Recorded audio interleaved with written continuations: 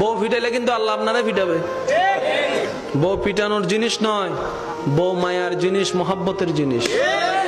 কিন্তু আপনি মনে করেন ইতির পিটাইলে ফজর হবো না, আজীব ব্যাপার। আচ্ছা এবার উনো জিবে হতা হয়তো আল্লাহ তার ফুটফুটে মাইয়ে দিই, যে বলে বউ না মানলে হয় না, আল্লাহ তাকে একটা ফুটফুট একটা কন্যা সন্তান দিয়েছে। দিনে দিনে আস্তে আস্তে বড় হচ্ছে, স্কুল থেকে কলেজে, কলেজ থেকে আস্তে আস্তে বিয়ের প্রস্তাব আসা শুরু করলো। এবার সেই কলিজার টুকরা মেয়েকে বুকের মধ্যে পাথর চেপে বাবা এখন বিয়ে দিবে। এবার বিয়ের স্টেজ সব হয়ে গেল।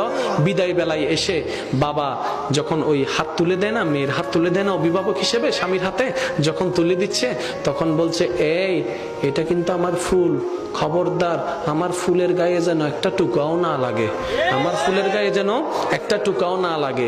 মেয়ের মা কথাটা শুনছে, শোনার পর আয়সা বলে যে, ও তোমার মেয়ে মেয়ে, আমার বাপের মেয়ে, আমি কিচ্ছু না।